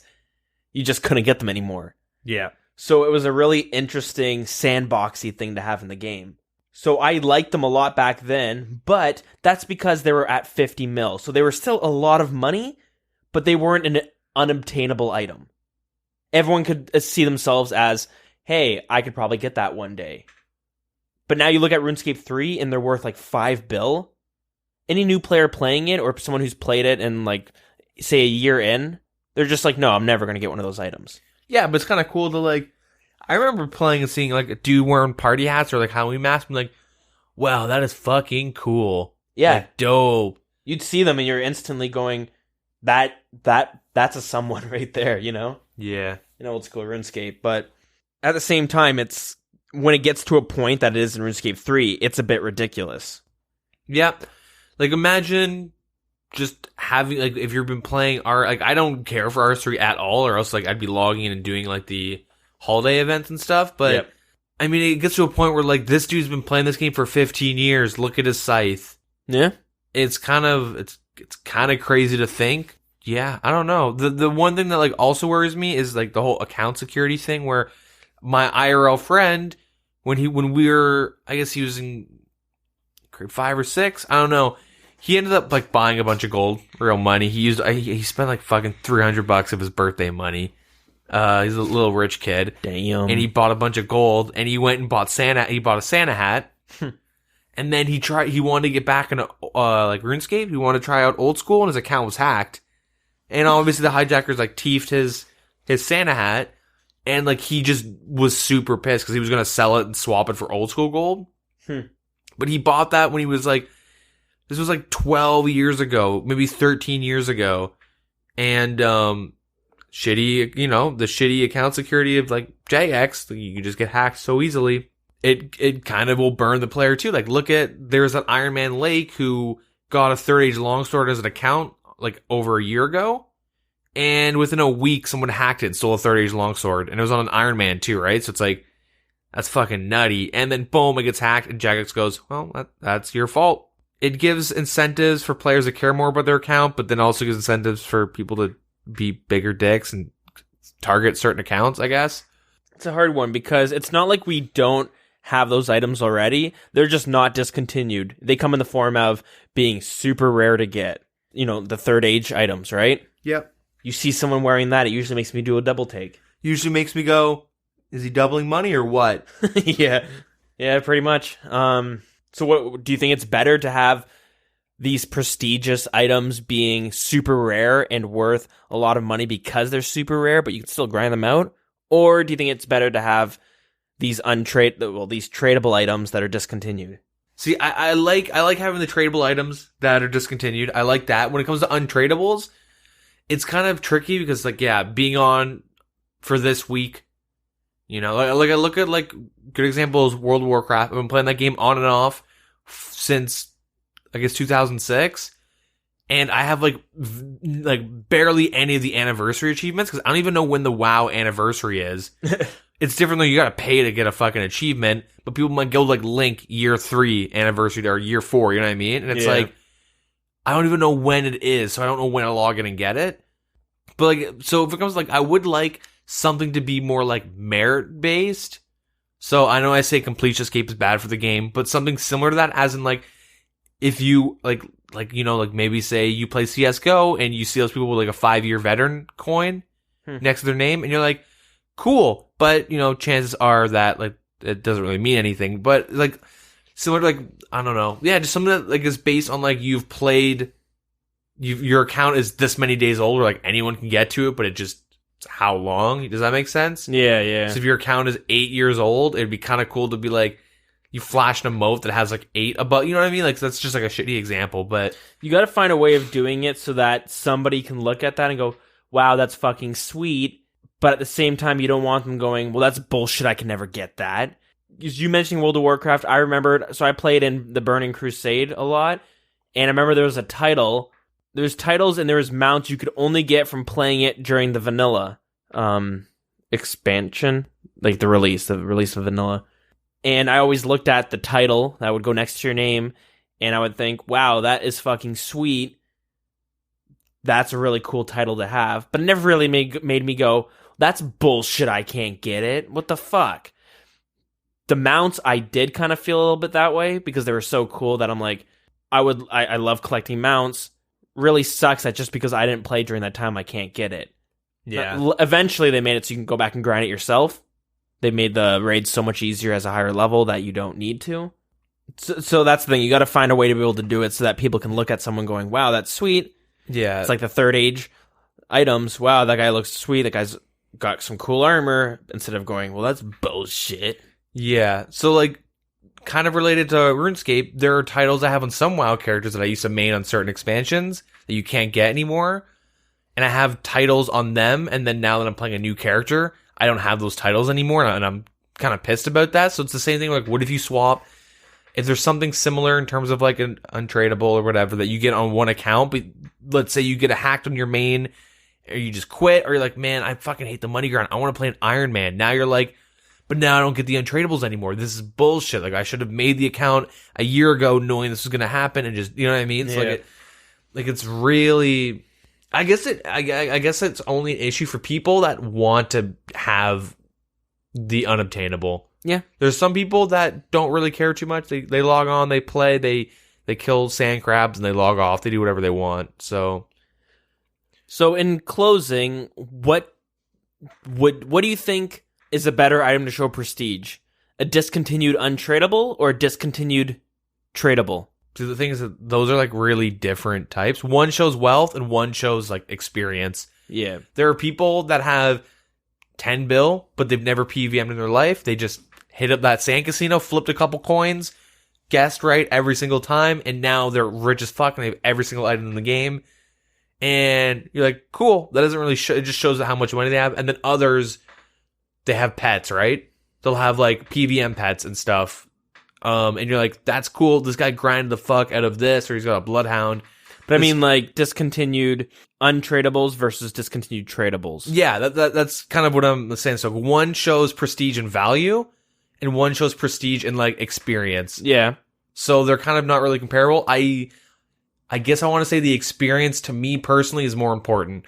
So the untradables would be my thing that I would prefer. I'd go the opposite because the untradables, like the scythe, they're in the game, and I'm like, cool, but I didn't pay too much attention to them. I wish I had one, sure, but since I could never attain them, I'm just, whatever. They didn't mean a whole lot to me. Yep. But the tradables, even though I probably wouldn't be obtaining one, I liked to pay attention to them. I like to see the way the market went. Chasing the dragon type thing? Yeah, pretty much. Yeah. So I thought they were always cool to have in the game.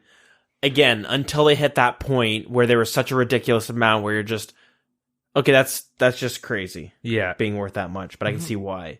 I do think if tradable discontinued items come into the game, the market isn't going to follow the way it did in RuneScape 3.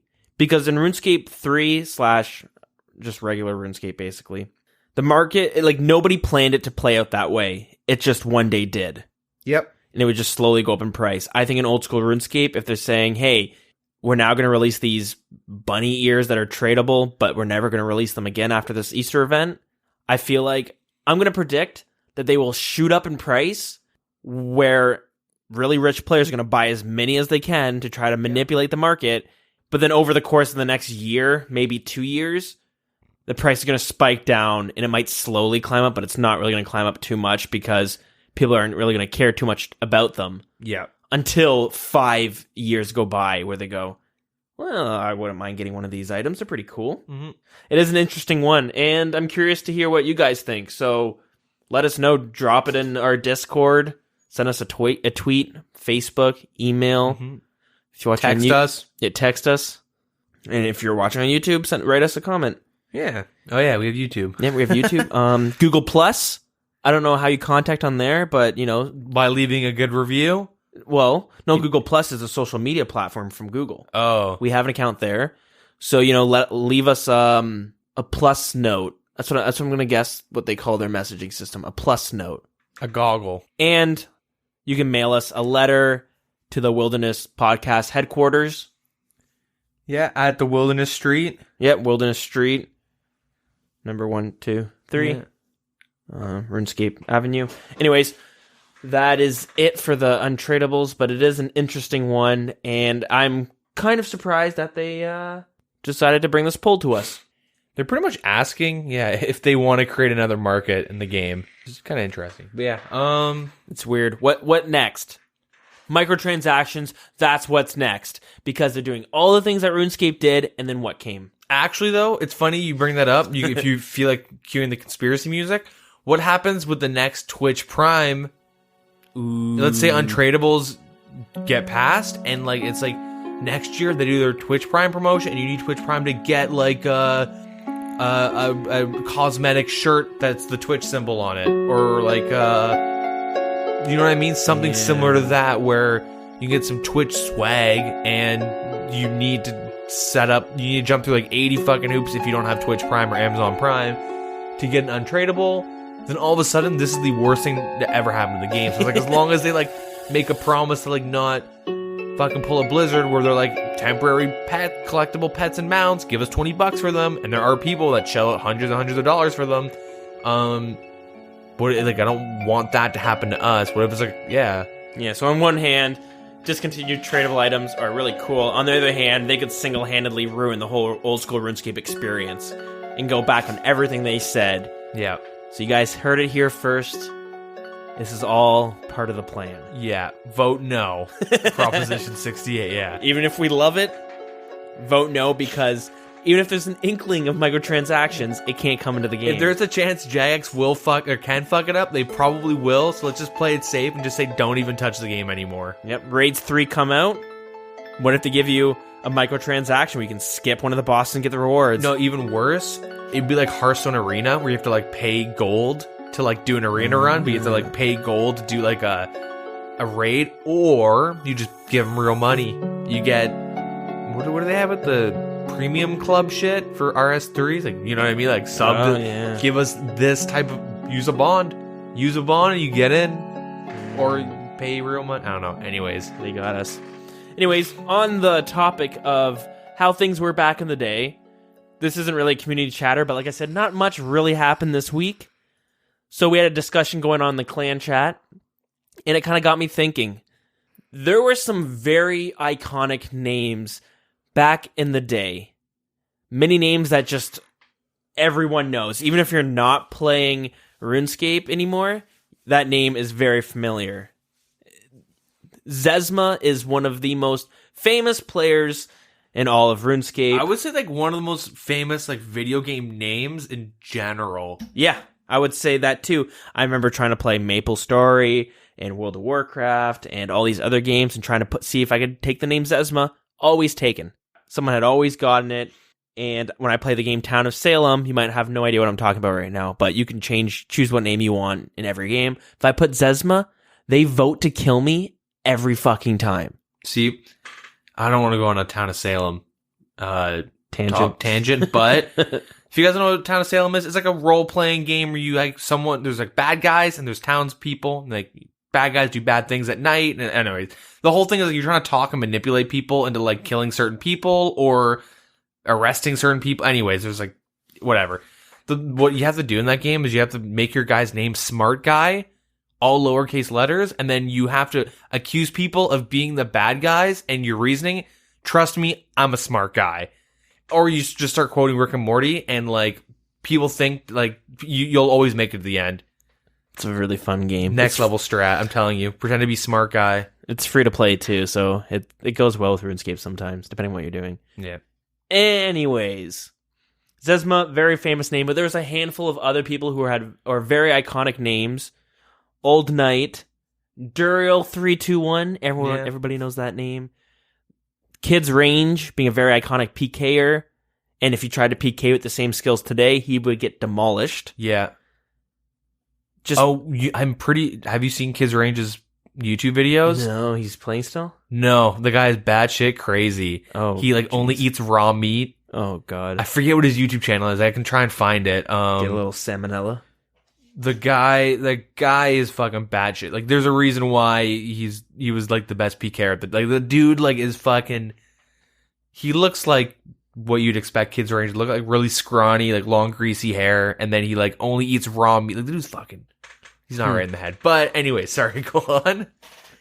But anyways, the conversation pretty much developed that these names were so iconic, and that old school RuneScape kind of doesn't have these titans, players that play the game where everybody knows who they are. Zezima was super iconic, mainly for being the first person to max all skills, wasn't it? Yeah. But part of it was the mystery behind him. You'd see him walking, and there's always a trail of 1,000 players following him, and he just never talked. Yeah. Never said anything. And it was, I still remember the times, I'd be doing some shit in the game, and I would see Zezima walk by, and I'd freak the fuck out and be like, holy fuck, I'm near Zezima, and there's a train of people just following, and then I would just join with them, oh my god, it's Zezima. Everyone had him added to their friends list at some point. I still have him added. I don't. When I see him log in, I always get a little bit of that nostalgia, and I check it, and he's been playing old school RuneScape recently. Yeah. Yeah, part of it was the mystery. He just never talked. Nobody knew anything about him. In the in the RuneScape documentary, they had Zezima talk. Yep. But they purposely blacked out what he looked like to withhold the mystery behind him. So it was pretty cool. Zezima.com? What is that? There was a website called Zezima.com. I don't know if it's still up, but I remember looking at that site and getting into arguments with my friends, being like, this is not actually his website, but he had a site called Zezima.com, and it would be my name is Peter Zezima, or Zezima, I don't know however you want to pronounce it. Yeah, this is exact. Yeah, so we pulled it up right now. It's the exact same layout. It looks like. Can't really read it from back here. But. Zezima RPG coming soon. Okay, that's never mind. Right. The long-awaited MMORPG is almost here. Stay tuned. Okay, so I guess it's not the same. It was a little blurb about him. Shit, I guess it's not the same unless he's making an RPG where you just walk around and have hordes of people annoying you, asking you for money. I feel like I'm about to just get completely hacked. Yeah. But download here. He's got some links, quest guides, and skill guides. There's a ranged guide with nothing on it. Nice. It's just blank. The team, who's on the team? A bunch of the pictures are broken links. Dead site. But yeah, there was Nova Life. We're just going back to famous titans. I remember Nova Life being really popular, and Suomi. I don't recognize Suomi, but Suomi was the first person to get 200 mil and everything experience. He came later on in the game. I think Nova Life was the first air quotes efficient RuneScape player, where in 1 or 2 years he maxed. He quit and he had a big thing on I want to say they talked about it in the documentary.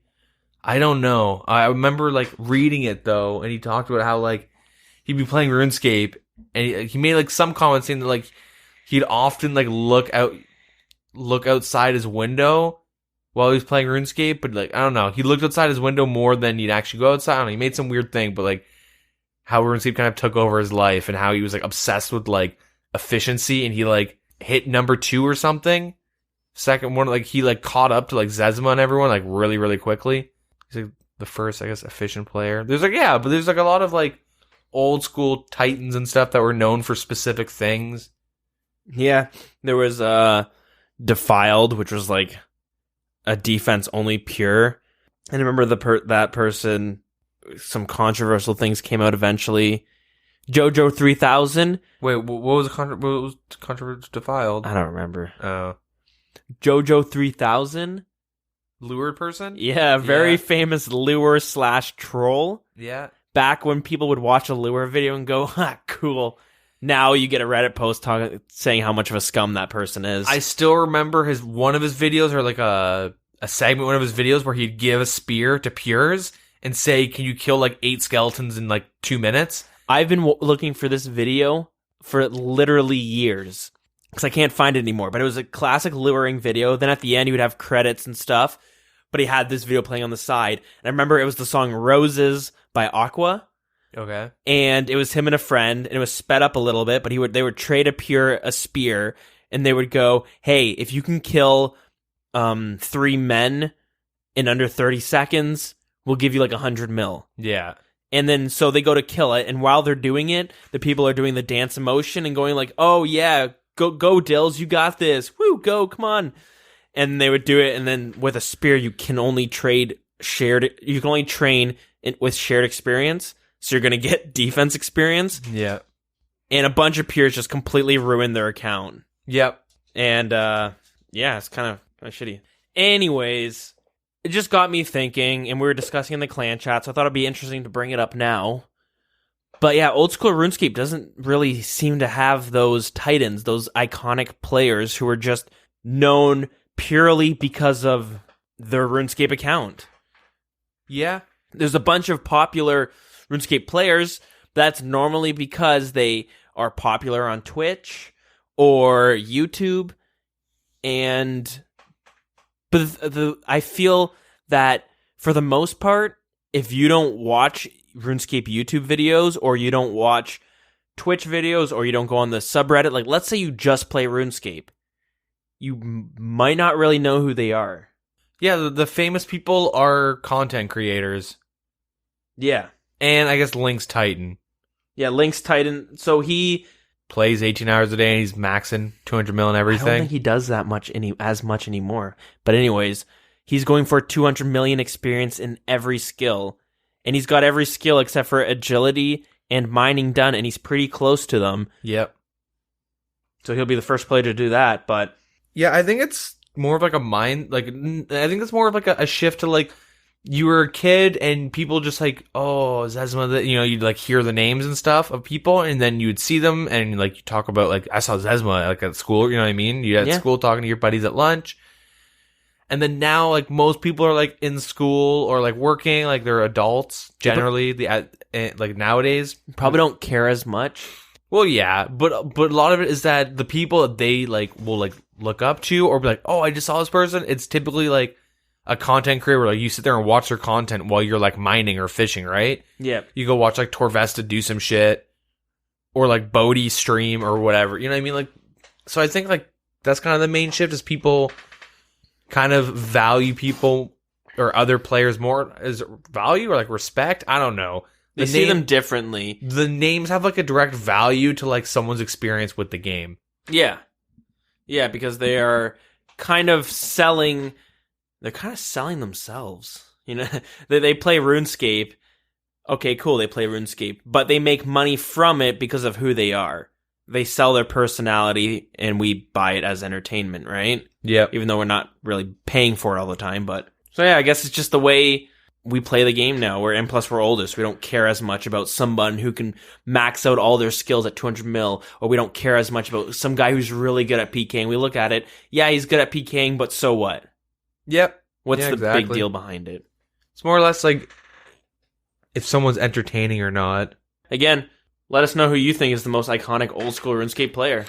Let us know who it is, who you think it is, and why. There's a bunch of high level names, but yeah, there's almost like more than one you could make the argument for.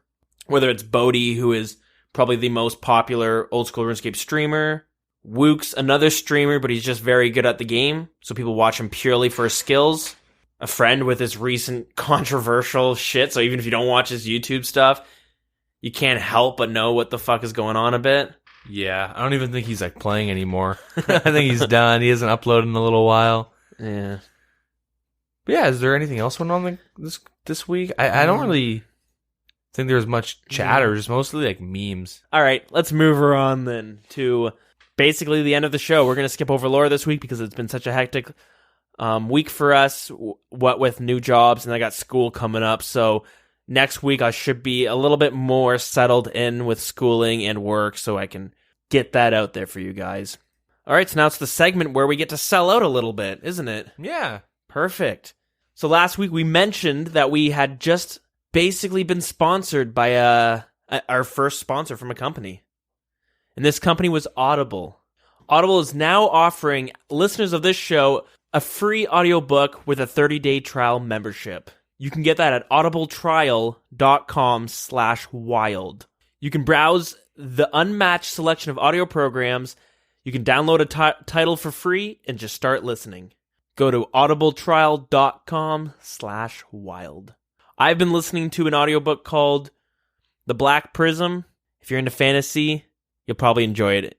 Super fun book. Has a really cool world. Magic that is used through color and manipulating colors. It's a weird one, but it's really good. I'm really enjoying that. Deagin, you're listening to Stormlight Archives? Stormlight Archives. Another fantasy book, right? Yep. Just as weird? Yeah. Yeah. When you ever have magic in a book, it always gets a little squirrely. Yeah. There's always these new rules on how magic works in it. It's like when you're playing Final Fantasy, and even though it's the same series, you play from 7, you play 8, you play 9, each one, the way they're quote-unquote magic or material or whatever they decide to call it that game, it's a completely new set of rules that you suddenly have to learn. Yeah. It's fun, but it can be a bit overwhelming. Mm-hmm. Yeah, it's not bad. I think I have like a 30 to 40 minute like walk to my work, and yeah, you can just throw on an audiobook, take a nice little walk. It's good. If you're assuming you like listening to podcasts, audiobooks have it's a similar feel, but at the same time it's a very different thing. But it works in almost every situation that a podcast would work. Yep.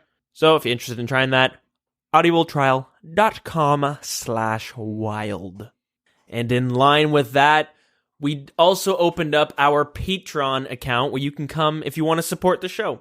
We have various tiers with different rewards, and we're going to be working on getting bonus content out for Patreon listeners. It'll come out to regular listeners as well. It might be just like a couple days delayed in between, but that's something we still need to work on. Once school kicks in, I can finally decide when I'm going to have time to do that, and yeah, all that fun stuff. But one of the reward tiers is a special thank you to some people who decide to pledge to us for this week. So very special shout out to Ren Geyser, Dean Humphreys, and Derek Orman. Thank you so much for pledging to us this month. We really appreciate you guys supporting the show. It really does help us. Yeah, and keep in mind, if you are planning on pledging and you're getting a shout out, if you want to just have your RS name in as a shout out, send us a message with it. Yeah, that's right, because it does come up as the name. Some people have their RuneScape name, and I do send a message on how you would like to be shouted out, as well as just so I can get your RuneScape name, so I can give you a clan chat rank up as well. But anyways, we're not done there. We got another 2 people to give a shout out to for pledging a whopping $10 this month.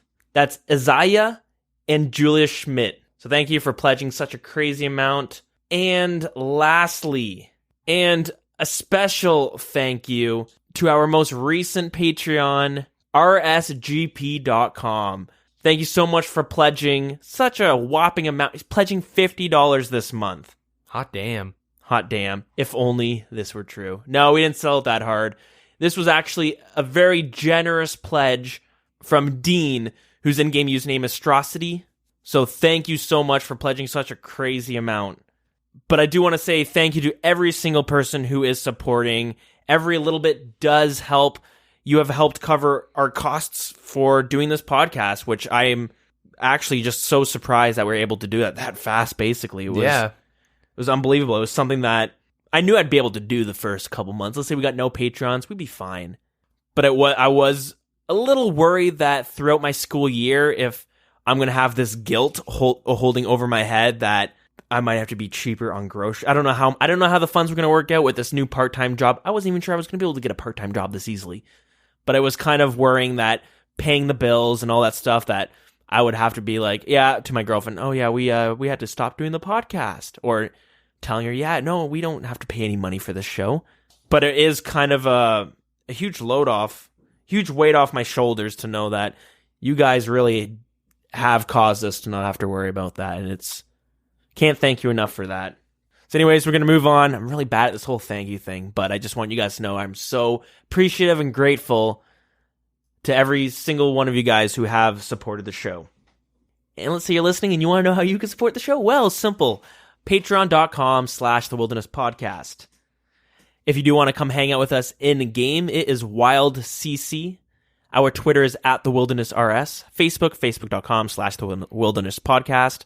And our email is TheWildernessPodcast@gmail.com. We have a Discord posted on both Facebook and Twitter. But if you have trouble finding it, just let us know. We'll get you to that. Kind of just jumped right in there. Good stuff. Deagin? Twitch and Twitter, DeaginRS. Won't be streaming for a little while once I get like the technical issues all sorted out and figured out. And with this being episode 100, Omnicide on Discord was so kind to provide us with a bunch of items to drop for a drop party. We have over 100 mil worth of items that we will be dropping. We plan on doing it Saturday, September 8th, which is this upcoming Saturday. It will be happening probably more in the evening, Eastern Standard Time. I've been saying sometime after 7 p.m., but keep an eye on Twitter, Facebook, and Discord for updates on the event, because now that we have this part-time job where we're not entirely sure when we're getting scheduled in, we won't know for sure when we are working Saturday. I will find out on Wednesday. But anyways, if you are interested, just ask us in-game or keep an eye on any of the social media things, and we will tell you exactly when this will be happening. And since this is our 100th episode, which means we are about to be going into year 3, it is the birthday. Actually, I didn't even mention that earlier. It's the birthday of the Wilderness Podcast. So we'll be going on to our 3rd year of the show. And with that, I made a survey on Google Docs that you guys will be able to fill out to give us feedback and ways we can improve going forward. We did this last year, so we're doing it again. And it's just a couple questions. Shouldn't take too long, but these questions are, what would you like to hear about consistently each week? Since last year, we have added a lore segment and taken a deeper look into things going on within the community. So here you can let us know if there's any other segments or topics you are interested about and would like to hear each week. Next question is, what do you currently dislike in the show? And this can be any little nitpicky things that bother you. Let us know on the areas that we can improve. We had someone write in last time that when we burp into the microphone, it was absolutely disgusting for them to hear, I'm glad they said that because I've been very aware of not doing that. It's a shame. I miss that. Those are good old days. Next question, if we had a bonus episode to supplement the current weekly podcast, what would you like to hear about? This would not affect the show we currently record each week. So again, we have talked about when we were talking more in depth about the Patreon thing that I wanted to do like a one-on-one interview styled episodes with different people in the community. But if you have any ideas for something that you wanted to hear that were their own standalone episodes, let us know. And then a multiple choice question being, what old school RuneScape talk interests you the most, which is PVM, PvP, skilling, merching, or other. And lastly, is there anything else you'd like to share with us? Any ideas, feedbacks, or opinions you weren't able to tell us in the above questions? So I'll definitely link that in Facebook, on Twitter, and on Discord. And yeah, if you want to give us feedback, take a couple minutes to fill that out and we can work on improving for the next year. Yeah. Alrighty, the song of the week this week is going to be the Desolate Mage. This is a music track that is unlocked at the summit of Mount Quidamortum. It's a really good track. I usually keep my music on when I'm doing Chambers of Xeric. As soon as the boss fight ends and you're kicked out to the main area camp before Chambers of Xeric, this is a song that always plays, and I'm always surprised by how good it is, but kind of only used as a lobby song. Anyways, this song was composed by Ashleigh Bridges, none other than Mod Ash himself. Thanks so much for listening to episode 100, guys. Yeah. 2 milestones in 2 weeks. Wow. Yeah. It's a big one. It is a big one. We're in the triple digits now. Yeah. All right, guys. Till next week. Yeah, have a good one. Take care.